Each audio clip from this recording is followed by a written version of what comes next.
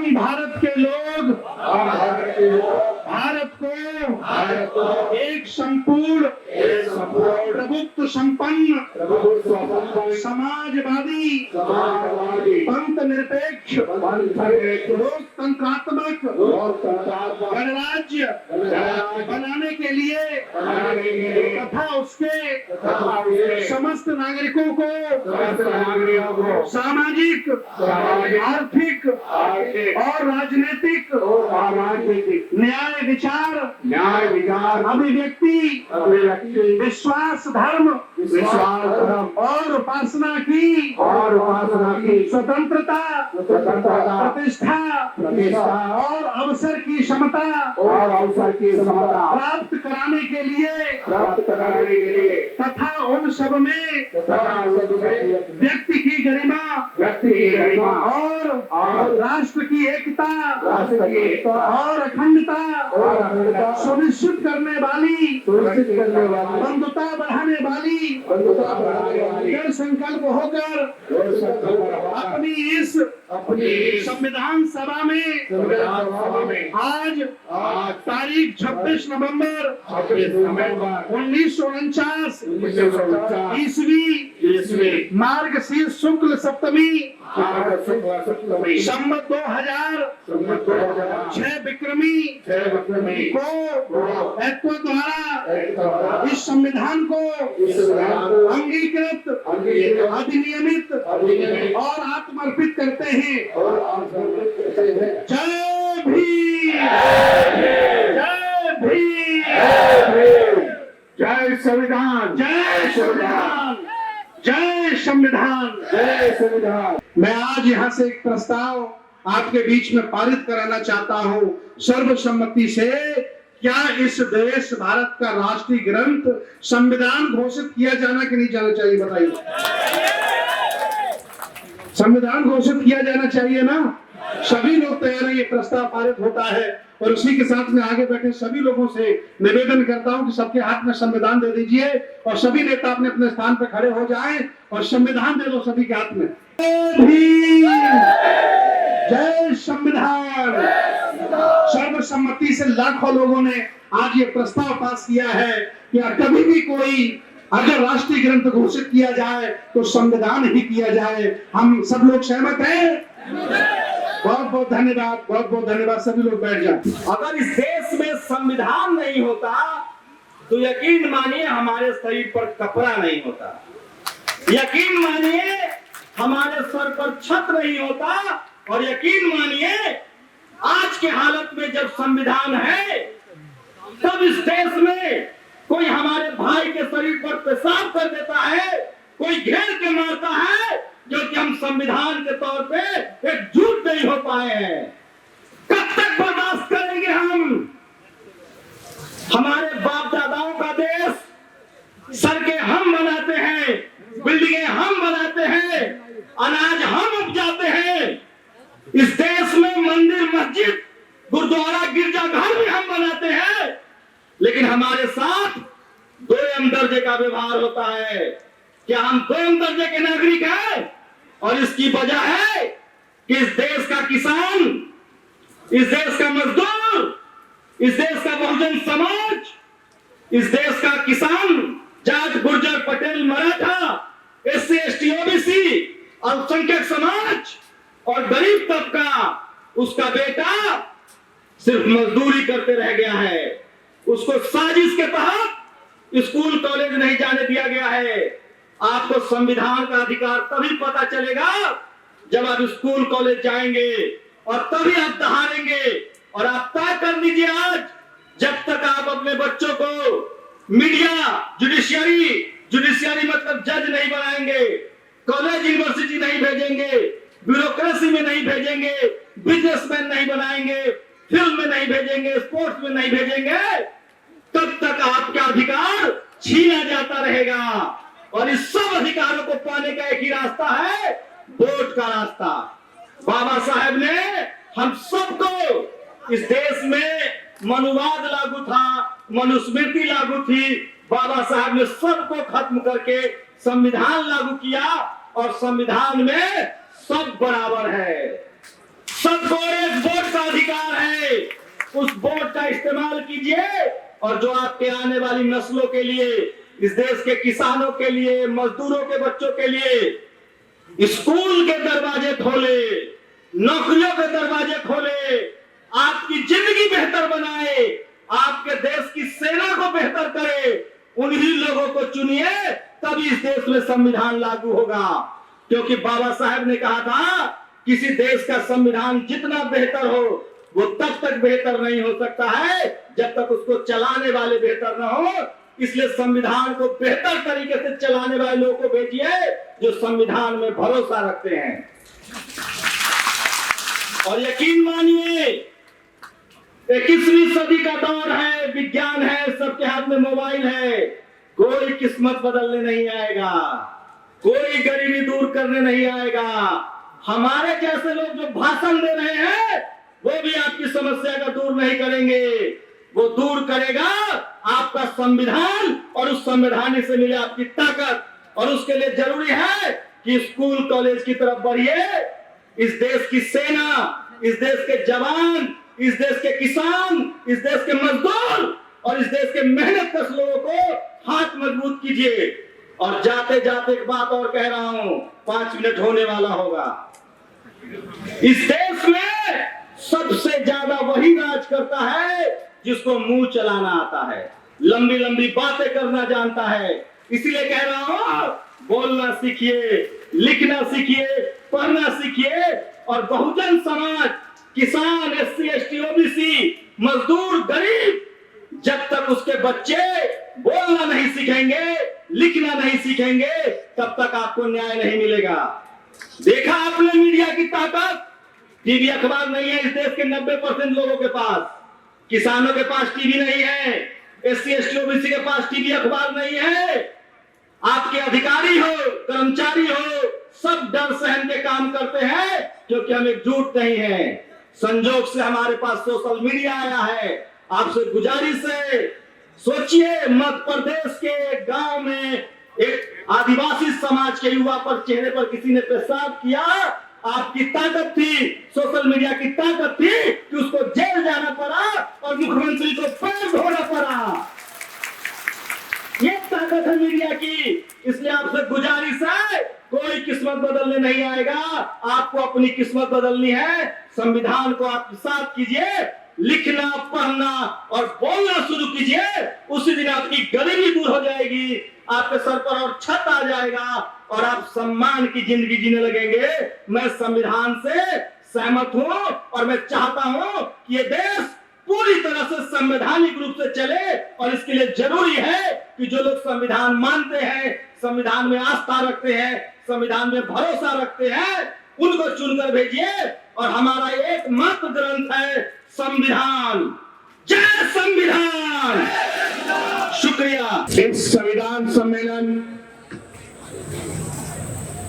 जागरूकता उनका उद्घाटन किया, ऐसा मैं कोशिश करता हूं। मैं धन्यवाद देता हूं मंच पर उपस्थित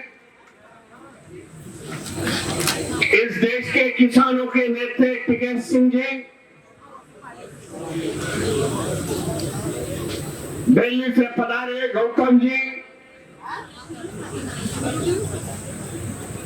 जिन्होंने सम्मेलन का आयोजन किया, बनते सुमेत रत्न जी, एक बाजू में थम्ब का काम करते हैं, दूसरे बाजू में सामाजिक काम कर रहे हैं। पिछले 2 महीनों से लगातार मेरठ हो गया, गोरखपुर हो गए, सुल्तानपुर, यहाँ ऐसे तरीके से मीटिंग लेके हम लोगों ने समाज का प्रबोधन करने का प्रयास किया।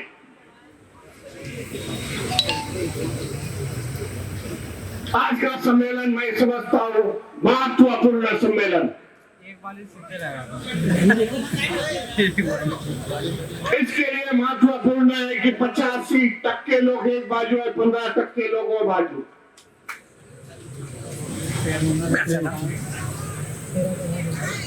संविधान बदलने की वार्ता हो रही है, विचार हो रहा है।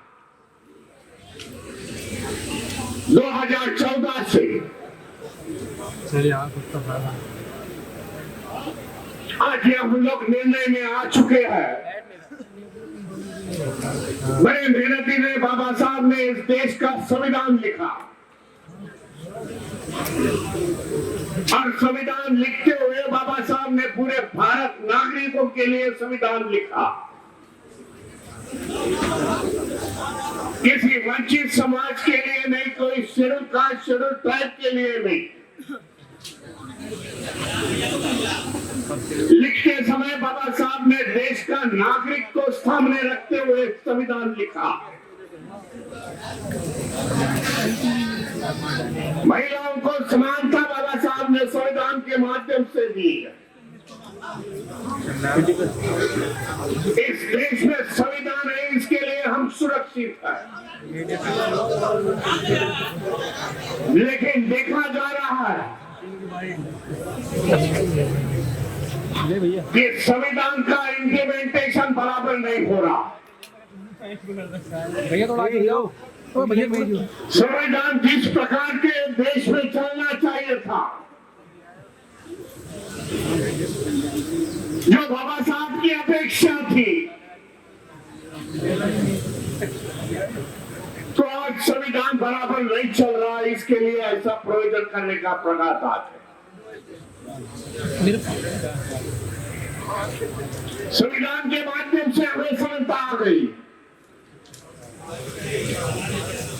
फिर पुरुष हो या महिला हो, हमें समानता है या अछूत हो गए या ऊपर वाले हो गए।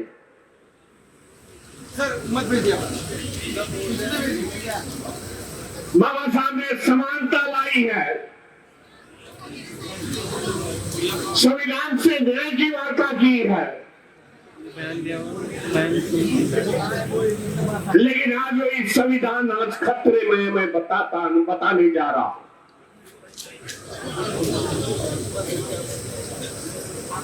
कई उदाहरण है उसके। मैं पिछले बार गोरखपुर में आया था,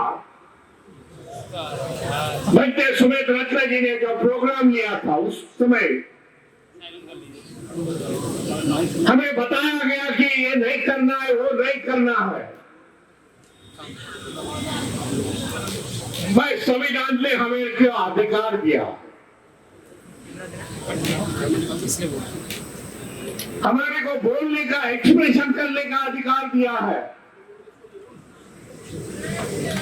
आप रोकने वाले कौन?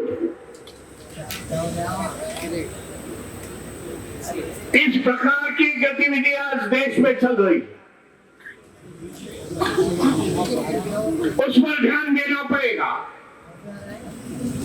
सरकार में बैठे हुए लोग हैं, जो मनुवादी संगठन के लोग हैं, खुलेआम बोलते हैं कि आने वाले समय में हम संविधान बदल देंगे। जो हमें संविधान चाहिए वो संविधान हम लोग लाएंगे, लेकिन उस पर एफआईआर नहीं होता, कानूनी कार्रवाई नहीं होती। हम हमारी बात संविधान के माध्यम से रखते हैं, आगे हो जाओ तो हमारे पर कार्रवाई होती है। ये भी सोच लो।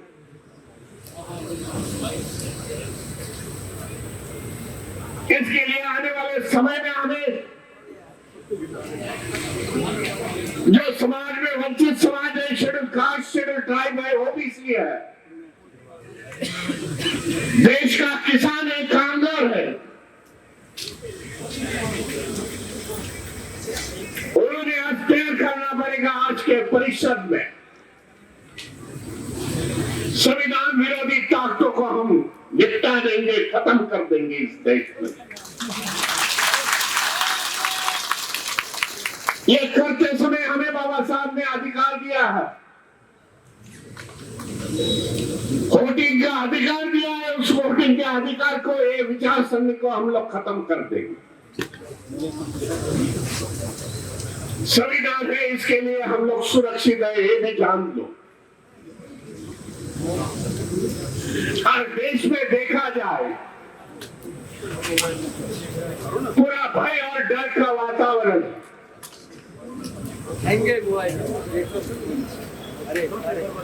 लोगों में भय है, हम ये करेंगे तो सरकार हमारी ये कर देंगे, हमें जेल में डाल देंगे। इस तरह का सामान्य लोग आज डर से डर गए हैं। जो विरोधी पार्टियां चलाते हैं उसके नेता आज डर गए।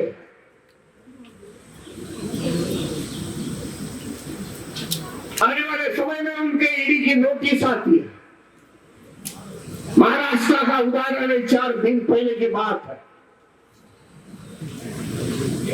करप्शन के नाम से ईडी की नोटिस आती है, बोलते हैं हमारे पास आ जाओ। नहीं आते तो ईडी की नोटिस आके आपको रोड पर रास्ते पर ला सकते हैं। इस तरीके की जोड़ तोड़ की राजनीति चल रही है। 2014 में जब सत्ते पर बैठ गए कि हम लोग भ्रष्टाचार मिटा देंगे, लेकिन भ्रष्टाचार मिटा नहीं, ज्यादा भ्रष्टाचार हो गया इनके राज्यों में। इसके लिए आने वाले समय में हमें सोचना पड़ेगा। एकजुट होकर हम लोग संविधान की रक्षा करेंगे। आप जो विचार सरणी है बदलने की बात कर रहे हैं, एक एक करना पड़ेगा, हम लोग उसको एक बदल देंगे इस राजनीति में। इसके लिए आज का महासम्मेलन मध्य सुमेध रत्न जी ने आयोजित किया। सभी लोग अपने अपने बात रखने वाले हैं। मैं धन्यवाद देता हूँ आप सभी को, इतनी संख्या से इतनी बड़ी बारिश होते समय आप आ गए। संविधान को मानने वाले आप लोग हैं। आने वाले समय में इससे भी आपने को ज्यादा मुकाबला करना है। मित्रों, हम कौन है? हम सब किसान और मजदूर हैं। क्या कहते हैं मजदूर को? हर आदमी की नाक सुपड़ जाती है जब किसी के घर में कोई मजदूर शिरकत करता है, जो इस देश का निर्माण करता है। और विशेषकर मैं अगर जाति की बात कहूं तो हमारे एससी भाइयों में बहुत सारी ऐसी जातियां हैं जो 24 घंटे अपना चूल्हा गर्म करने के लिए सारा दिन मेहनत करते हैं। कोई भीख मांगता हुआ, दान मांगता हुआ नहीं मिलेगा, काम करते हुए लोग मिलेंगे। उनसे हम नाक चढ़ाएं। और जो लोग इस देश को झूठ बोल करके, अंधविश्वास और पाखंड में झोंक करके इस देश का नाश करते हैं, साथियों उनको हम पटरी पे बैठा करके पैर धो करके लंगर जमाते हैं। बस यही देश की विडंबना है। अगर हमारे देश में से बच्चे आज हजारों करोड़ों Canada, America, Australia, German, Japan वहां पर जा रहे हैं, वहां कोई धोख मारने के लिए नहीं जा रहे, वहां मेहनत करने वालों को पैसा मिलता है, उनका सम्मान होता है। इस देश में मेहनत करने वाले की कमर तोड़ दी गई है। बस यही संविधान को लागू करने के लिए आज हम सब यहाँ पर इकट्ठे हुए हैं। अगर आप चाहते हैं कि इस देश में जो लोग कमांड कर रहे हैं, जो लोग इस देश के हुक्मरान हैं, उन लोगों ने पूरे देश में जहां आखिरी फैसले होते हैं, पूरे देश के 25 हाई कोर्ट, एक सुप्रीम कोर्ट, एक भी जज बैकवर्ड का अभी कोई एक हाथ लगा, एक भी जज 1 अप्रैल 2018 तक तो एक भी जज बैकवर्ड का नहीं मिल सका। शेड्यूल कास्ट की भी 23% रिजर्वेशन, 22.5% रिजर्वेशन थी, लेकिन उनके भी मात्र 600 जजों में सिर्फ 18 जज हैं। फिर हम क्या कहें?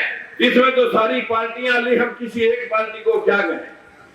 बहुत सारी पार्टियों ने इस समाज को फुटबॉल बना रखा है। आप हर बार सरकार बदलते हैं, लेकिन सिस्टम आप नहीं बदल सके। आपका बना हुआ फुटबॉल और आप ही की वोट के जो इन पार्टियों में बैठे हैं वो बन गए हैं दलाल। और आप गरीबी, बेरोजगारी, लाचारी का आपको साथियों अभी तक नहीं है मलाल। हमारा भी एक दल, एक पार्टी हो, हम भी इस देश के निर्माता हो, जिसकी महात्मा ज्योतिबा फूले और भीमराव अम्बेडकर है एक मिसाल। आपने इस मिसाल को ध्यान में रखते हुए जगाओ इस मिसाल को, घर घर में जाकर के अंधविश्वास और पाखंड का चीरहरण करो। जब आप ये कर देंगे तो हमारा समाज जागरूक हो जाएगा और हम सत्ता की तरफ अपने आप चले जाएंगे। बाबा साहब ने कहा था शिक्षित बनो, संगठित रहो और संघर्ष करो। संघर्ष का समय आ चुका है। मैं अपनी वाणी को विराम देते हुए सिर्फ आपसे इतनी विनती करना चाहता हूं, अगर हमारे देश में बार बार आक्रमण हुआ, जिन लोगों ने हमें शिक्षा से दूर रखा, जिन लोगों ने हमें राजकाज का हिस्सेदार नहीं बनने दिया, उन लोगों की संख्या कम थी। हम उनका साथ नहीं इसलिए दे सके क्योंकि हमें पता नहीं कि हम गुलाम किसके हैं, विदेशियों के गुलाम हैं या देश वालों के गुलाम हैं। हम सारे गुलाम ही रहे। कभी आक्रमण हमारे ऊपर बाहर से आर्य सभ्यता का हुआ, कभी हमारे पर आक्रमण साथियों इस देश के अंदर मुगलों का हुआ, कभी अंग्रेजों का हुआ, हुनों का हुआ, डचों का हुआ। बार बार हम ही गुलाम हुए। ये गुलामी हमारी नसों में चली गई है। मेरी हाथ जोड़कर विनती है, इस गुलामी से बाहर आए, अंधविश्वास से बाहर आए। 21वीं सदी है, विज्ञान की सदी है। साथियों, बाबा साहब ने स्वर्ण अक्षरों में लिख रखा है कि 20वीं सदी अंधविश्वास और मनुवाद की थी, 21वीं सदी मेरा समाज जगेगा और राज की तरफ बढ़ेगा। मैं दावे से बात कर सकता हूँ। मित्रों, आज समय आ चुका है। मैं आप सभी को प्रणाम करता हूँ। हर रोज जब हम अंधविश्वास के ऊपर चोट करते हैं तो न जाने कितने लोग हमारे ऊपर प्रहार करते हैं कि राजकुमार सैनी किसी जाति का नाम दे रहा। साथियों, जिन लोगों ने भगवान बनने का प्रयास किया, आधे से ज्यादा जेल में जा चुके हैं और बाकी ये लोगों को अभी जाना है। आप चिंता मत करें, यहाँ कोई जाति की बात नहीं है। हम किसी जाति के खिलाफ नहीं बोलते।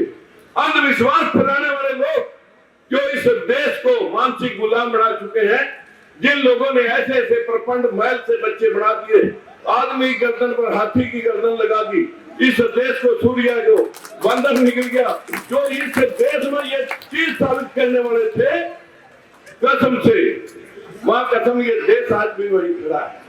हमारी नारी शक्ति, बदकिस्मती देखिए, जो बाबा साहब ने नारी शक्ति को संविधान के जरिए शिक्षा का अधिकार दिया, पति पिता की जायदाद में अधिकार दिया और अधिकार दिया, राष्ट्रपति बन सकती है, प्रधानमंत्री बन सकती है, जज एसपी डीसी बन सकती है, लेकिन किसी मंदिर की महंत नहीं बन सकती।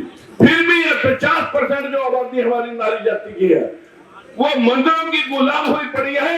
जो उसमें पढ़ाया जा रहा है, जो नारी को पढ़ा दिया गया, वो अपने बच्चे को उतना कायर और डरपोक बना रही है।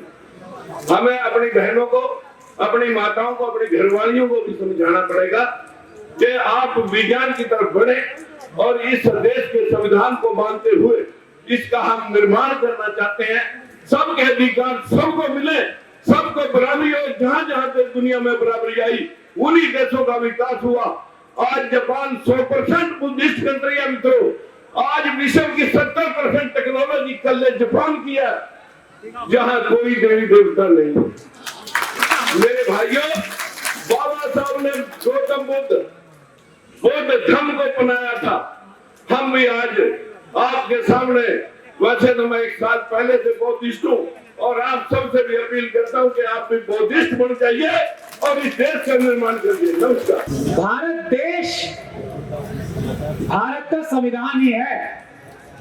इसीलिए बाबा साहब डॉक्टर भीमराव अंबेडकर ने इतनी मेहनत करके, इतनी जद्दोजहद करके ये संविधान इस रूप में बनाया था। बावजूद इसके कि सारे से ज्यादा लोग संविधान की जो समिति भी बनी थी गठित होने की, उसमें ये नहीं चाहते थे कि बाबा साहब इसमें सबको बराबरी का हक दे सके, सबको इंसाफ देने की बात कर सके। ये महत्वपूर्ण बात है और ये बाबा साहब डॉक्टर भीमराव अंबेडकर का सबसे बड़ा योगदान है कि सबको बराबरी और सबको न्याय देने का अधिकार ये संविधान देता है। और यही भारत है, इसी के अलावा कुछ भारत है नहीं।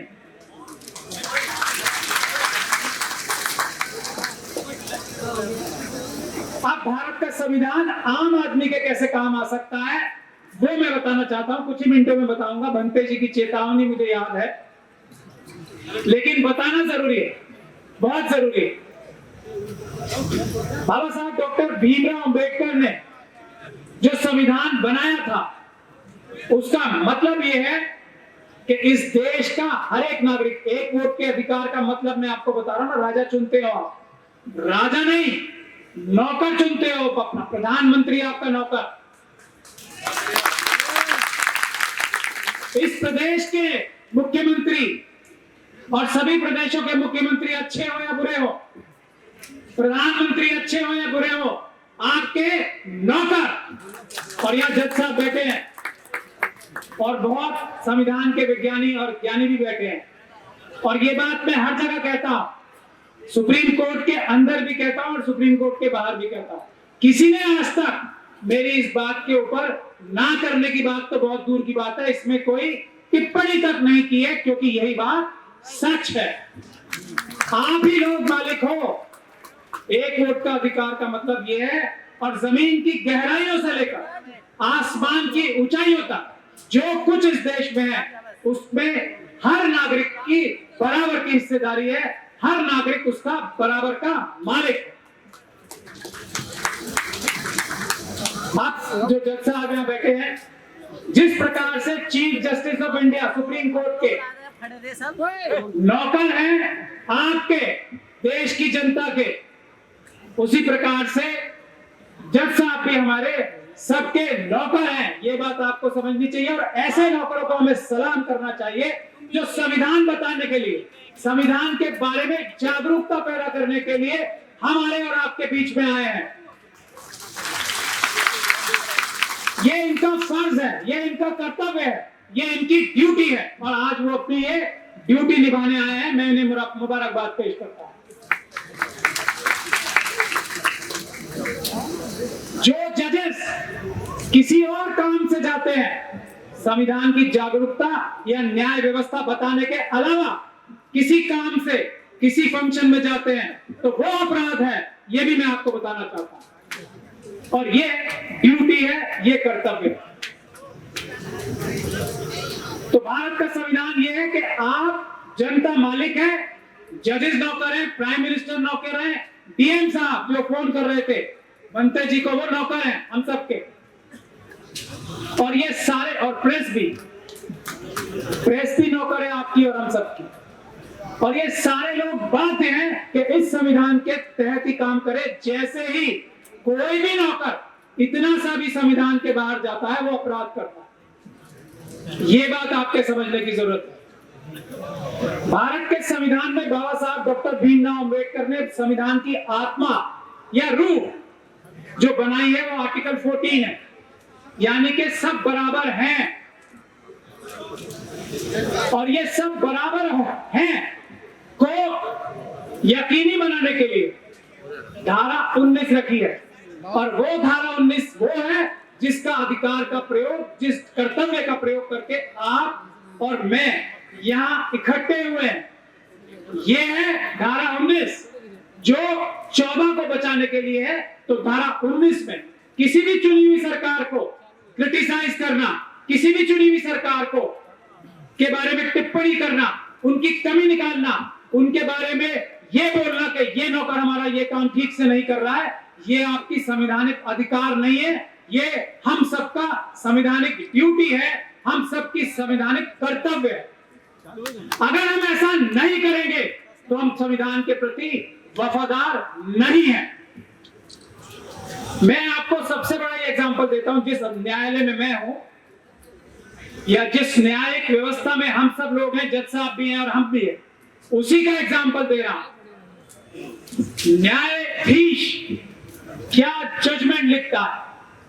ओपन कोर्ट है ना, खुली अदालत होती है, कोई भी जाके देख सकता है कि जज साहब सही फैसला कर रहे हैं या गलत फैसला कर रहे हैं। ये बात सबको पता है ना। न्यायालय खुले क्यों होते हैं, ओपन कोर्ट्स क्यों होते हैं? वो इसीलिए होते हैं कि जज साहब भी अगर कोई गलत काम करते हैं तो ये जनता जो कि देश की मालिक है वो ये कहेगी कि जजमेंट जो है ये ठीक नहीं है, ये गलत है। उससे जजेस अपना काम ठीक करना शुरू करेंगे।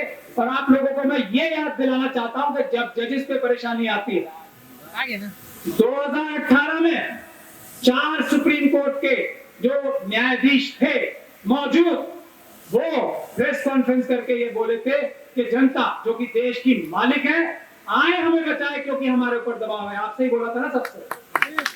क्यों? क्योंकि नौकरों ने मालिक से गुहार लगाई। और ये जो आप लोग यहाँ बैठे हो ना आज, ये वो गुहार देर में सुनी है, इसीलिए व्यवस्था थोड़ी खराब हो रही है।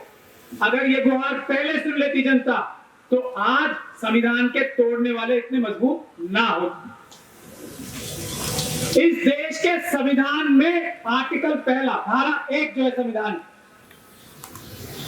वो है भारत का नक्शा, भारत की डिलिमिटेशन, कितनी जगह जमीन भारत की है, और उसको अक्षुण्ण रखने की हर एक नेता, हर एक हमारा कोई भी अधिकारी शपथ लेता है। जो व्यक्ति किसी भी पद पे हो, इस देश की सीमाओं को खंडित होने देता है, वो देश के संविधान का गद्दार है, चाहे वो कोई भी हो। जो व्यक्ति इसी धारा 1 का, आर्टिकल 1 का, भारत देश के अलावा किसी राष्ट्र, किसी दूसरे देश की बात करता है, इस देश को हटाकर या बदलकर, वो देशद्रोही है, वो आतंकवादी है, चाहे वो किसी भी जगह बैठा। ये बात समझने की है। और जो नौकर, मुख्यमंत्री, चीफ मिनिस्टर ऐसे लोगों को पकड़कर जेल में डालने का काम नहीं करता, वो संविधान के प्रति एकदम वफादार नहीं है। ये बात भी हमारी जिम्मेदारी है कि हम हाईलाइट करें। कौन लोग हैं जो आज भारत को हटाकर कोई और राष्ट्र बनाना चाहते हैं? वो देश के गद्दार हैं, और उनके खिलाफ कानूनी कार्रवाई ना करने वाले भी देश के गद्दार हैं। ये बात है महत्वपूर्ण। 2018 में भारत का संविधान पार्लियामेंट के आधा किलोमीटर दूर जलाया गया था। हम लोगों ने कानूनी कार्रवाई दिल्ली में करके उन संगठनों को, बहुत लंबा टाइम लग रहा है और ये बहुत दुख की बात है, और उसी वजह से ये अलग अलग राष्ट्र बनाने की बातें हो रही है। जो कह रहे हैं ना, ये संसद बनाएंगे, वो संसद बनाएंगे, कौन सी धर्म संसद बनाएंगे, ये सब हम लोगों ने, उसकी इन्वेस्टिगेशन अभी भी चल रही है। पुलिस वाले, जो पुलिस ऑफिसर्स हैं, उनके खिलाफ एफआईआर दर्ज हो रही है इस केस में, क्योंकि उन्होंने इन्वेस्टिगेशन ठीक नहीं की 2018 के केस। तो सभी संगठन जो संविधान जलाने में डायरेक्टली या इनडायरेक्टली, परोक्ष रूप से या प्रत्यक्ष रूप से शामिल थे, उन सब के खिलाफ आतंकवाद के मुकदमों में हमने एफआईआर दर्ज कराई है, और वो सभी हम ढूंढ के निकालेंगे और उन्हें जेल की सलाखों के पीछे डालेंगे। ये है आप लोगों की हमारी जिम्मेदारी। तो ये जिम्मेदारी ऐसी जिम्मेदारी है, आज जो भारत देश के अंदर संपदाएं हैं इतनी हैं कि ये ग्राउंड एसी में हमारी सभा होनी चाहिए थी। इतना पैसा हमारा है, जो मुट्ठी भर लोग, ये जो हमारे नौकर हैं, प्रधानमंत्री, चीफ मिनिस्टर और ये सब लोग हैं, उन्होंने हमारा सबका पैसा छीन कर मुट्ठी भर लोगों के हवाले कर दिया है। ये देश के संविधान के साथ गद्दारी है, ये देश के संविधान के साथ अमानत में खयानत है। इसके खिलाफ आपको उठ के खड़ा होना। आप लोगों को अपने डीएम को अपना नौकर समझना है, ये संवैधानिक जिम्मेदारी है आपकी, और उसके कान उमेट के रखना है कानूनी तरीके से ही, कि वो कोई गलत काम ना करे। आपके इलाके के एसएसपी को आपको नजर उसके ऊपर जमा के रखनी है कि वो कोई गलत काम ना करे। आपके इलाके का कोई एमपी है, एमएलए है, उसके ऊपर नजर गड़ा के रखनी है, क्योंकि वो आपका नौकर है, कोई गलत काम तो नहीं कर रहा। क्योंकि हम अपने काम से, मेन काम से, मुख्य काम से पीछे हट गए हैं, इसीलिए सारे नौकर बेलगाम हो गए। इसीलिए आज ये बताते हैं कि हम देश के जो नागरिक हैं उनको 5 किलो अनाज दे रहे हैं। शर्म आनी चाहिए। मालिकों को 5 किलो अनाज दे रहे हैं, अपने घर से लाके दे रहे हैं, शर्म आनी चाहिए। मालिकों को ये कह रहे हैं हम सड़कें बना के दे रहे हैं, मालिकों को ये कह रहे हैं हम किसान निधि में पैसे दे रहे हैं, मालिकों को ये कह रहे हैं कि हम तुम्हारे ऊपर ये कानून थोपेंगे, तुम्हें अच्छा लगता हो या नहीं लगता हो, ये काम है नौकरों के। समझने की जरूरत है। और हम लोग जो कार्य कर रहे हैं वो नौकर को नौकर और मालिक को मालिक बनाने का काम कर रहे हैं। इसमें हम सबको पूरी ताकत लगानी है, हाथ से हाथ जोड़ के चलना है और कदम से कदम मिला के चलना है। और ये जिम्मेदारी सबसे बड़ी है SC, ST, OBC और माइनॉरिटीज। और ये जिम्मेदारी निभाने का सबसे अच्छा रास्ता, मुझसे पहले वक्ता ने भी बताया है, वो चुनाव है। चुनाव में जो भारत के संविधान को खत्म करके या ऐसे लोगों को कार्रवाई ना करके बढ़ावा देने का काम कर रहे हैं, जो अलग राष्ट्र बनाने की बात कर रहे हैं, जो अलग संसद बनाने की बात कर रहे हैं, जो संविधान को डाइल्यूट करने की बात कर रहे हैं, उनको सबक सिखाने का सबसे अच्छा मौका होता है कि किसी भी हालत में, किसी भी कीमत के किसी को वोट दे दो, लेकिन इनको एक भी वोट SC, ST, OBC और माइनॉरिटीज की नहीं जानी चाहिए। ये प्रण आज आपको करना। हमारी किसी से कोई दुश्मनी है, संविधान के ऊपर जो आंख उठाएगा वो आंखें हम निकाल लेंगे। यही हमारा संकल्प है, यही हमारा नारा। संविधान की तरफ कोई आंख नहीं उठाएगा। बंसे साहब ने बिल्कुल ठीक कहा। जब वहां पे आंदोलन चला तो टेंट लगा के, बांस की झोपड़ियां बना के ये लोग वहां पर रहे, लंगर चलवाया। जो हमारे गुरुद्वारा थे लंगर दिया।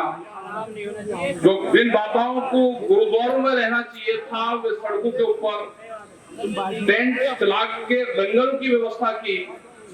बहुत लोगों ने बहुत सहयोग वहां पे दिया। तो ये जब ही आंदोलन 13 महीने चला, जब देश की आजादी हुई तो आजादी में अलख जगाने वाले लोग जब संत महात्मा उस आजादी में आए तो आजादी जब मिली। जब गांव के मजदूर और किसान उसमें आए तो जब आजादी मिली। यहाँ पे एक बड़ा सवाल आता है कि मजदूर कौन है, किसान कौन है, ये बाबा भीमराव अंबेडकर कौन है, जिन्होंने संविधान लिखे वे कहां से आते थे। तुमने हर बार एक बात कही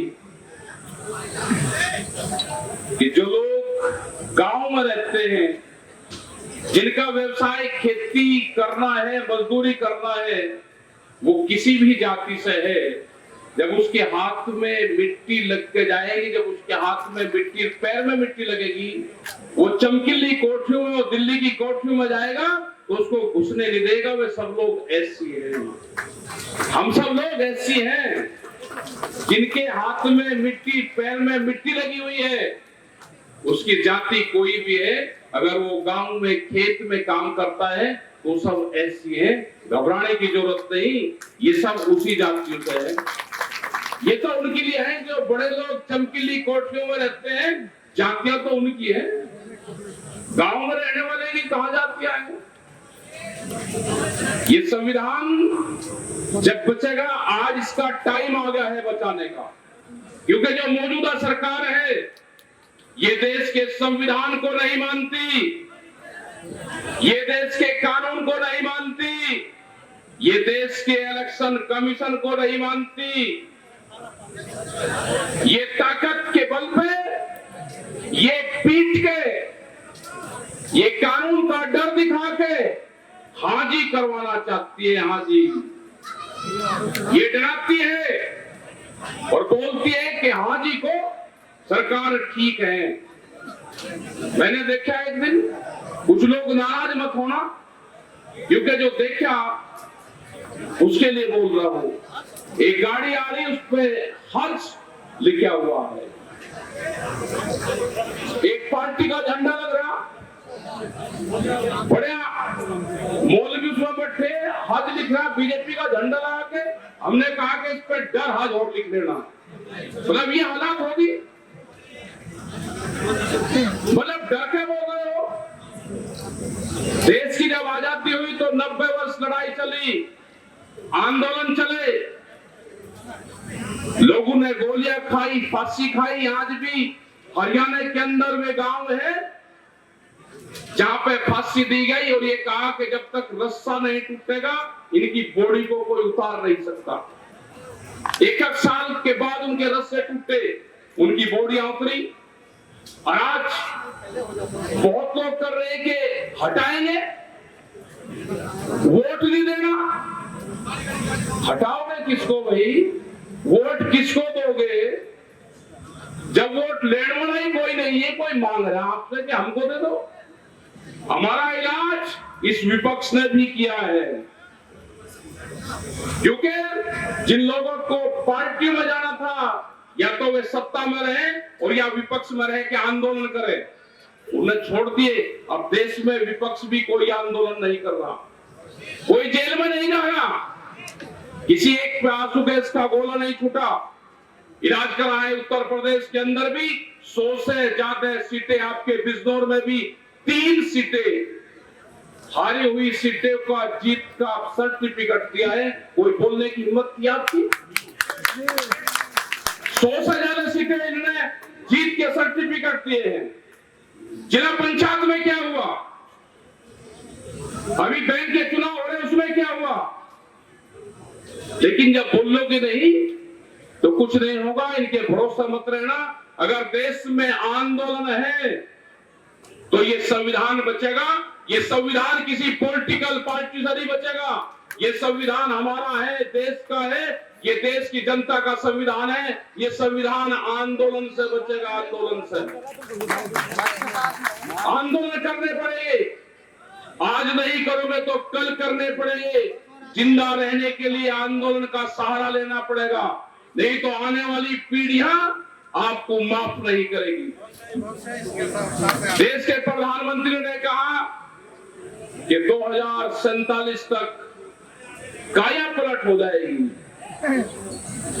2047 तक देश की 70% जमीन बड़े व्यापारियों के पास में चली जाएगी। बड़े घराने तैयार हो रहे हैं। देश के जो हमारे उद्योगपति थे यहाँ के, वे देश छोड़ के बाहर जा रहे हैं। नए उद्योगपति तैयार किए जा रहे। आंदोलन होगा और आंदोलन इस देश का मजदूर और किसान बचाओगा। कोई शहर के लोग कोई आंदोलन करने नहीं आएंगे। जिसके पेट्रोल पंप लग गया, जिसके फैक्ट्री लगी, वो कोई आंदोलन नहीं करेगा। वो सारे लोग सत्तारूढ़ पार्टियों को ज्वाइन कर लेंगे, वे कोई आंदोलन नहीं करेंगे। इस आंदोलन को संत महात्मा करेंगे, इस आंदोलन को मजदूर करेंगे, इस आंदोलन को जो लेबर है वो करेंगे, क्योंकि आज देश को लेबर कंट्री बनाने का प्रोग्राम चला हुआ है। जैसे बिहार में बना, सबसे पहला देश का लेबर स्टेट बिहार है। आप अगर बिहार में जाकर देखो तो वहां पे मंडियां खत्म कर दी। ये 3 गाने कानून में था ना कि देश का फसल कोई किसान कहीं भी बेच ले। वो 15-16 साल पहले बिहार से मंडी सेक्टर खत्म कर दिया। जो बाजार समिति थी, आज व्यापारी जाता है किसान के घर पर जाएगा, भाव भी उसका, तराजू भी उसकी, और पैसा कब देगा वो भी उसका। तो बिहार से लोगों ने पलायन कर दिया। बिहार के लोग आज पूरे देश में मजदूरी कर रहे। उन्होंने 2 ही चीज चुनी, या तो मजदूर बनेगा या वो पढ़ाई करेगा। उसने पढ़ाई को चुना और मजदूरी को चुना, और एग्रीकल्चर सेक्टर को बिहार ने छोड़ दिया पूरा। यही हाल आप पूरे देश भर का यही हाल है। यही फसलों के रेट का सवाल है। किसान को नहीं मिलता, लेकिन बकाया कैसे जाता है कि किसान महंगा बेचता है इसलिए महंगाई होगी। टमाटर का हाल क्या है? किसान को तो मिलता नहीं। अभी उत्तराखंड से हमारे पास में भंते जी फोन आए कि यहाँ पर अगर गाड़ी भिजवा तो हमारा टमाटर सड़ने लग रहा है। हमारे पास में गाड़ियों की व्यवस्था नहीं है और यहाँ जनता तराई तराई कर रही है। यही जो कश्मीर के सेब का यही हाल था। पिछले साल कश्मीर के सेब को 2000 करोड़ रुपए का नुकसान भारत सरकार ने किया, क्योंकि वे मुस्लिम थे वहां पे खेती करते हैं। जो कश्मीर में वैली है सेब की, उनके ट्रक 18 दिन तक उनके ट्रक रोके रहे। आपने देखा भी होगा कि पिछले साल जब आप सेब खाते थे, उसको काटते थे तो अंदर से काला निकलता था। वो भारत सरकार की बड़ी एक साजिश थी कि देश के किसानों को, कश्मीर को मारा जाए वहां को। हम वहां पे 3 बार गए, उन किसानों के बीच में गए। हमने कहा कि ये जो वैली है कश्मीर की, ये पूरे देश की वैली है, हमारी सबकी है। हम बात करेंगे, हमने चिट्ठी लिखी भारत सरकार को, वहां से बयानबाजी दिया, तो उसके बाद में थोड़ी सी राहत उनको मिली। ये हर सेक्टर को मारना चाहते हैं, बड़ी साजिश रची जा रही है। देश के जितने भी धंधे हैं, जितने भी प्रॉपर्टी है, उसको बेचा जा रहा है। हमारी सबकी जिम्मेदारी है कि आप किसी धार्मिक उसमें ना फंस के, आप किसी जातिगत उसमें ना फंस के। हम सब हिंदुस्तान के रहने वाले लोग हैं, हम सबको यहीं रहना है। इन सब चीजों से बगल हटके देश का संविधान बचाने का जो निर्णय आप सब लोगों ने लिया है, बनते जी ने बड़ी अगुवाई की है और बहुत क्रांतिकारी हमारे संत महात्मा है, इनकी अगुवाई में जो यहाँ पर निर्णय लिया है, हम सब साथ में हैं। और संविधान बचाने की जो ये मुहिम चली है, ये किसी पॉलिटिशियन की नहीं है, किसी जाति के खिलाफ और पक्ष में नहीं है। हमको संविधान की कॉपी लेके हाथ में उठाकर आने वाला टाइम तो ये भी होगा कि हम जब अधिकारी के पास में जाएं तो संविधान की कॉपी अगर अधिकारी नहीं मान रहा तो उसे ले जाए इस पे कसम का कि मैं जो भी काम करूंगा बिल्कुल ठीक करूंगा, उसकी फोटो बनाना। आने वाले टाइम पे यह अभियान भी चलेगा। तो आपका सबका धन्यवाद, क्योंकि हमारे 5 प्रोग्राम और लगे हुए हैं मुजफ्फरनगर तक। आज लगाए थे हमने, कल से भी लगाए। अभी कुछ यहाँ पे जो इशू थे, यहाँ पे आपके बिजनौर में कुछ जंगली जानवरों ने करीब 4-5 लोगों को खाया और उनकी डेथ हुई। उनके वहां पे भी हम गए थे, बारिश हो रही थी, तो भी 2-3 जगह और लोग रुके हुए हैं। तो आप ये प्रोग्राम आपका चले, बहुत शानदार प्रोग्राम है। और जहाँ पे भी भंते जी बुलाएंगे इस संविधान बचाने के लिए, हम सब लोग वहां पर जाएंगे, ये हमारा वादा है। और भंते जी महाराज जितने भी हमारे संत महात्मा यहाँ पर आए, सभी किसान, मजदूर, नौजवान साथी, आप सबका धन्यवाद। पत्रकार बंधु का धन्यवाद कि जो भी आप आवाज उठा सकते हो। हमने बार बार कहा कि कैमरा और कलम पर बंदूक का पहरा है, कैमरा और कलम पर बंदूक का पहरा है। मुक्ति अभियान देश में चलेगा, सबको मुक्ति दिलवाई जाएगी इस संविधान के तहत। आपका धन्यवाद। जय हिंद, जय भारत, जय बाबा भीमराव अंबेडकर। और जब तक देश में जय भीम और जय राम के नारे नहीं लगेंगे, जय भीम जय टिकैत के नारे नहीं लगेंगे, जय भीम जय किसान के नारे नहीं लगेंगे, जब तक न ये संविधान बचेगा और न ये देश बचेगा। लुटे बैठे हुए हैं चारों तरफ को बचाना है, तो इसको बचाना है। हम इसी उद्देश्य के साथ में आप सबका धन्यवाद। जय हिंद, जय भारत, जय संविधान। हम लोग संविधान जागरूकता महोत्सव मना रहे हैं, लेकिन खुलेआम बड़े बड़े पंडालों में वो कथावाचक कथा करते हुए कहते हैं संविधान को बदलो, हमको हिंदू राष्ट्र बनाना है। मैं पूछना चाहता हूं भारत के प्रधानमंत्री जी से, मैं पूछना चाहता हूं भारत के गृह मंत्री जी से, मैं पूछना चाहता हूं देश के सभी राज्यों के मुख्यमंत्रियों से, जो कथावाचक खुलेआम संविधान को बदलकर हिंदू राष्ट्र बनाने की बात कर रहे हैं, क्या ये संविधान का विरोध नहीं है? क्या ये देश का विरोध नहीं है? भारत विविधताओं का देश है। भारत के अंदर अनेकों धर्म, अनेकों संस्कृति, अनेकों भाषा और हजारों जाति के लोग रहते हैं। जब हम भारत के संविधान को, प्रस्तावना को पढ़ते हैं और ऐसे कथावाचकों की कथा को सुनते हैं, तो समझ आता है कि वो कथावाचक सीधे सीधे भारत के संविधान पर हमला कर रहे हैं। वो सीधे सीधे भारत की अस्मिता पर हमला कर रहे हैं। और उनकी कथा जहां होती है उसकी सुरक्षा पुलिस करती है। मैं पूछना चाहता हूं, देशद्रोहियों की सुरक्षा पुलिस क्यों करती है? जो लोग देश को तोड़ने की साजिश कर रहे हैं, जो एक धर्म विशेष का राष्ट्र बनाने की बात कर रहे हैं, मैं उनको कहना चाहता हूं, देश के न्यायालयों के जजेस, देश के राष्ट्रपति, प्रधानमंत्री, तमाम मंत्री, जब वो अपने पद की शपथ लेते हैं तो उस शपथ में यह भी होता है कि मैं भारत की संविधान की गरिमा को बरकरार रखूंगा, मैं बिना किसी भय के, बिना किसी पक्षपात के सभी जाति, सभी धर्म, सभी वर्गों के लोगों को समान रूप से न्याय प्रदान करूंगा, किसी के साथ कोई पक्षपात नहीं करूंगा। तो जो आज हमने संविधान की प्रस्तावना पढ़ी, इसको केवल पढ़ना नहीं है, इसको समझना भी है। ये प्रस्तावना कहती है हम भारत के लोग, हम भारत के लोग का मतलब भारत में रहने वाले सभी जाति, सभी धर्म के, सभी संस्कृतियों के, सभी भाषाओं को बोलने वाले लोग। हम भारत को कैसा बनाना चाहते हैं?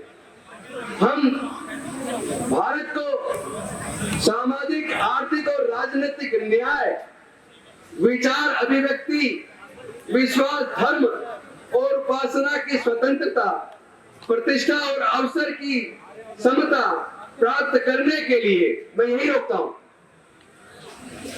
मतलब सबको प्रतिष्ठा, सबकी बरकरार रहे, सबको समान अवसर मिले। लेकिन क्या ये हो पा रहा है? खुलेआम सरकारी संरक्षण में, खुलेआम सरकारी संरक्षण में कथावाचक संविधान बदलने की बात कर रहे हैं, तो वो जेल में क्यों नहीं है? क्या देश के प्रधानमंत्री और गृह मंत्री और सारे मुख्यमंत्री को इस्तीफा नहीं दे देना चाहिए? जब कथावाचक खुलेआम संविधान को बदलने की बात कर रहा है, फिर वो जेल में क्यों नहीं है और उसकी सुरक्षा पुलिस क्यों कर रही है? क्या देश की पुलिस संविधान तोड़ने वालों को सुरक्षा देने के लिए बनी है, या देश की पुलिस संविधान की सुरक्षा करने के लिए, सबके मान सम्मान की सुरक्षा करने के लिए और इस संविधान की रक्षा करने के लिए बनी है? इस अंतर को समझना पड़ेगा। कुछ लोग सत्ताधारी पार्टी के जुड़े हुए लोग खुलेआम अनुसूचित जाति, जनजाति के लोगों के मुंह पे मूत रहे, खुलेआम उनसे थूक चटवा रहे, खुलेआम उनसे चप्पल चटवा रहे, उनसे दंड बैठक लगवा रहे, उनका मुंडन कर रहे, उनकी बहन बेटियों की इज्जत लूट के उनकी हत्याएं कर रहे और विरोध करने पे उनके घरों को चला रहे। ऐसे में पूछना चाहता हूं, देश के प्रधानमंत्री जी, देश के गृह मंत्री जी और देश के न्यायालय, देश का पुलिस, देश की कानून व्यवस्था कहां है? केवल ऐसे भाषण देने से काम चलेगा क्या? अरे संविधान की जागरूकता बनेगी कैसे जब आपके संविधान के ऊपर चर्चा करने वाली सभाओं में हम केवल पुरुष आते हैं, केवल पुरुष आते हैं, और वो भी अपने बच्चों को और पत्नी को साथ लेकर नहीं आते। हम लोग पुरुष लोग संविधान के ऊपर चर्चा करते हैं, समाज के ऊपर होने वाले जुल्म जाति पर चर्चा करते हैं, और हमारे मोहल्ले में कथावाचक आता है, हमारी पत्नी और बच्चे उस कथा को सुनने जाते हैं और वह कथा में वो संविधान बदलने की बात करता है, हिंदू राष्ट्र बनाने की बात करता है, हिंदू मुस्लिम की कत्ल करने की बात करता है, लोगों में नफरत फैलाता है, और हम यह संविधान बचाने की और मानवता की बात करते हैं, समता की, स्वतंत्रता की, बंधुता की, न्याय की बात करते हैं। तो आपके बच्चे ने, आपकी पत्नी ने, आपकी बहन ने, आपकी बेटी ने, आपकी माँ ने समता, स्वतंत्रता, बंधुता और न्याय की बात को नहीं सुना। वो कथावाचकों के पास जाके वो नफरत कैसे फैला रहे हैं, समाज को बांटने की साजिश कैसे कर रहे हैं, अंधविश्वास, पाखंडवाद में डालकर हमारे बच्चों के भविष्य को अंधकार में कैसे डाल रहे हैं। अनजाने में हम अपनी पत्नी और बच्चों को घर छोड़ देते हैं और उन कथावाचकों की कथा सुनकर आपके बच्चे अपनी पढ़ाई छोड़कर 15 दिन के लिए वो कावड़ लेने जाते हैं।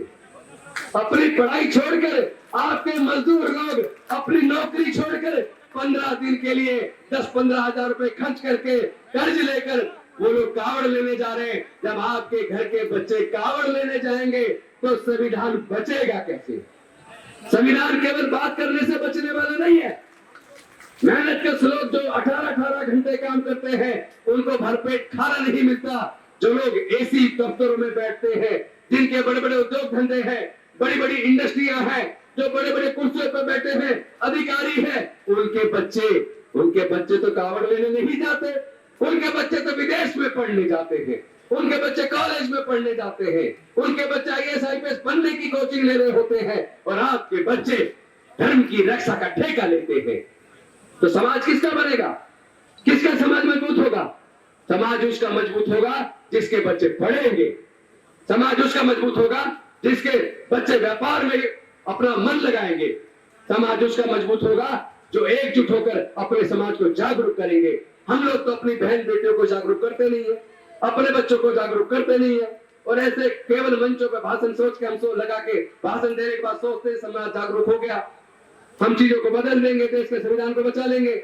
जब देश की सरकार ही संविधान बदलने की साजिश कर रही हो, जब देश की सरकार ही खुद हिंदू मुसलमान पाकिस्तान हिंदुस्तान कश्मीर ये बोल बोल के लोगों में नफरत पैदा कर रही हो, तो देश बचेगा कैसे?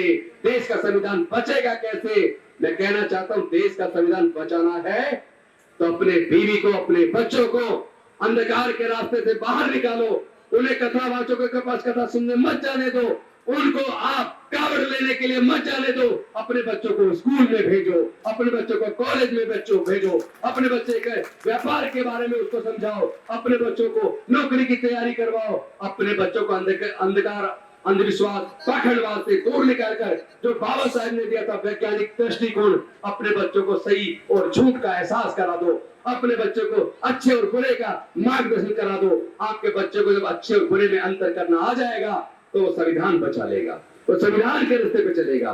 संविधान बचेगा तो देश बचेगा, संविधान बचेगा तो देश का प्रजातंत्र बचेगा, संविधान बचेगा तो देश के SC ST OBC और माइनॉरिटी की इज्जत आबरू बचेगी। ये लोग जो मुंह पे मूत रहे, जो थूक चटवा रहे, जो चप्पल चटवा रहे और उसकी वीडियो बनाकर वो वीडियो क्यों डालते हैं, कभी सोचा आप लोगों ने? अरे वो ये वीडियो जानबूझकर बनाकर चलाते हैं ताकि आपके अंदर डर पैदा हो जाए। लेकिन मैं ऐसे लोगों को और उनके संरक्षण करने वाले नेताओं को, उन सरकारों को चेता देना चाहता हूं, आप जितनी मर्जी वीडियो बना के चला लेना, जितने मर्जी उत्पीड़न कर लेना, लेकिन हम ना डरने वाले हैं, ना झुकने वाले हैं, ना बिकने वाले हैं। हम मिटा देंगे ऐसे लोगों को जो संविधान को मिटाने का ख्वाब देखते हैं। हम लोग डॉक्टर बाबा साहब अम्बेडकर को मानने वाले लोग हैं, हम संत गुरु रविदास को मानने वाले लोग हैं, हम समता पसंद न्याय पसंद लोग हैं, हम मानवता को मानने वाले लोग हैं। आप हमें डराने की अब सोचना मत, वरना नींद में भी आपको डरावने सपने आएंगे, नींद में भी आपको हमारे भाषण सुनने को मिलेंगे, और हम लोग अपने समाज को इतना मजबूत कर देंगे, अपने समाज को इतना ताकतवर बना देंगे, क्योंकि हम जानते हैं हम 88% हैं, 88% लोग राज करेंगे। क्योंकि जैसा कि राजकुमार सैनी जी कह रहे थे, डॉक्टर बाबा साहब अम्बेडकर ने कहा था, पहली पीढ़ी हमारी मारी जाएगी न्याय के लिए लड़ते हुए, दूसरी पीढ़ी न्याय के लिए लड़ते हुए जेल जाएगी, और तीसरी पीढ़ी न्याय के लिए लड़ते हुए हुक्मरान बनेगी। मारे जाने वाली पीढ़ी का दौर खत्म हो गया, जेल जाने वाली पीढ़ी का दौर चल रहा है। आने वाले 2-3 साल बाद आप हुक्मरान बनेंगे। अब आप राज करने की स्थिति में आने वाले हैं। अपने ऊपर भरोसा तो करो, अरे अपने ऊपर, अपने वोट के ऊपर भरोसा करो, क्योंकि तुम्हें वोट की कीमत का एहसास नहीं है। जब देश का संविधान लिखा जा रहा था, देश आजाद होने वाला था, संविधान सभा के सामने यह प्रश्न आया कि अब सरकार हमारी जनता सरकार चुनेगी, अंग्रेज जाने वाले हैं, तो वोट देने का अधिकार किसको मिलना चाहिए। जब इस बात पर चर्चा शुरू हुई कि वोट का अधिकार किसको मिलना चाहिए, तो संविधान सभा के ज्यादातर सदस्य केवल वोट देने का अधिकार ग्रेजुएट को देना चाहते थे। कुछ संविधान सभा के सदस्य वोट का अधिकार इनकम टैक्स पेई को देना चाहते थे, कुछ बड़े जमींदारों को देना चाहते थे। यानी कुल मिला के संविधान सभा के ज्यादातर सदस्य केवल 5% लोगों को वोट का अधिकार देना चाहते थे। लेकिन डॉक्टर बाबा साहब अम्बेडकर जी ने सोचा, इस वर्णवादी मनवादी व्यवस्था में हमारे लोगों के पढ़ने लिखने पर धार्मिक बंदिश थी, हमारे लोगों के व्यापार करने पर धार्मिक बंदिश थी, हमारे लोगों के संपत्ति रखने पर बंदिश थी। तो फिर हमारे लोग ना ग्रेजुएट बन पाए, ना व्यापारी बन पाए, ना इनकम टैक्स पेई बन पाए, तो इसका मतलब ये संविधान सभा के सदस्य देश के अनुसूचित जाति, जनजाति, पिछड़े वर्ग और गरीबों को, मजदूरों को, किसानों को और महिलाओं को वोट का अधिकार देना नहीं चाहते। लेकिन डॉक्टर बाबा साहब अम्बेडकर अपने बुद्धि और विवेक से, अपने तर्क से पूरी संविधान सभा को ये बात मानने के लिए मजबूर कर दिया कि भारत में वोट देने का अधिकार केवल इनकम टैक्स पेई को नहीं, केवल ग्रेजुएट को नहीं, केवल बड़े व्यापारियों को नहीं, केवल पूंजीपतियों को नहीं, बल्कि भारत में रहने वाले सभी लोगों को वोट का अधिकार समान रूप से मिलेगा और हर आदमी की एक वोट होगी और हर वो व्यक्ति की वोट की कीमत बराबर होगी। लेकिन हमने गलती क्या की? हमने अपनी इस वोट की कीमत को समझा नहीं कि कितने मुश्किल से डॉक्टर बाबा साहब अम्बेडकर ने हमें वोट का अधिकार दिया। हमने अपनी कीमत को नहीं समझा वोट की। हमने अपने वोटों को शराब की बोतल में 1000-2000 रुपए में 10-5 किलो अनाज में हमने अपने वोट को बेच दिया और हम ये भूल गए कि वो लोग जो हमारी वोट को खरीदते हैं, जिन लोगों के पैसे से वो हमारी वोट को खरीदते हैं, उन्हीं लोगों के हाथों वो हमारे बच्चों के भविष्य को बेच देते हैं। यही कारण है कि हम लोग 88% होने के बावजूद 12% लोग हमारे पर राज कर रहे हैं। और वो लोग, उन्होंने सत्ता में आने के बाद इतना बड़ा षड्यंत्र कर दिया, उन्होंने पढ़ाई इतनी महंगी कर दी कि आपके बच्चे फिर से पढ़ाई से दूर हो जाएं।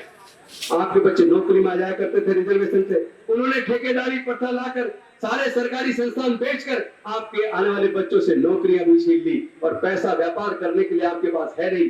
इसलिए हमें बहुत सूझबूझ से, अकल से, बुद्धि से, विवेक से डॉक्टर बाबा साहब अम्बेडकर के मार्गदर्शन में सोच विचार कर एकजुट होकर संविधान बचाने की लड़ाई को भी लड़ना होगा, अपनी बहन बेटी की इज्जत को बचाने की भी लड़ाई को लड़ना होगा। और हम लोग ईमानदारी के साथ अगर एकजुट हो जाए, अगर हम ये समझ ले कि जाति कुदरत ने नहीं बनाई, जिसने जाति बनाई वही देश पे, सत्ता पे काबिज है, संसाधनों पे काबिज है। और जब तक जाति रहेगी तब तक जाति की वजह से उत्पीड़न रहेगा। जब जाति ही उत्पीड़न का कारण है तो हम जातियों को खत्म क्यों नहीं करते? इसलिए हमने मिशन जय भीम के माध्यम से नारा दिया है, जाति छोड़ो समाज जोड़ो, जाति छोड़ो समाज जोड़ो और एक ऐसे समाज का निर्माण करो जिसमें सब लोग समान हो, सबके लिए समान अवसर हो, सब में भाईचारा हो, नफरत के लिए कोई स्थान ना हो। तो हम लोग इस कारवा को मजबूती के साथ आगे बढ़ाएंगे और ऐसे नेताओं के मंसूबों को, ऐसे लोगों के मंसूबों को साकार नहीं होने देंगे जो देश को तोड़ना चाहते हैं, जो देश को तोड़ने की साजिश रच रहे हैं, जो देश के प्रजातंत्र को खत्म करके राजतंत्र लाना चाहते हैं, जो देश के संविधान को खत्म करके मनुस्मृति लाना चाहते हैं, वो ये ख्वाब देखने छोड़ दे। डॉक्टर बाबा साहब अम्बेडकर के बच्चे इतने कमजोर नहीं कि तुम्हें जीतने दे। बहुत बहुत धन्यवाद। जय भीम, जय भारत, नमो।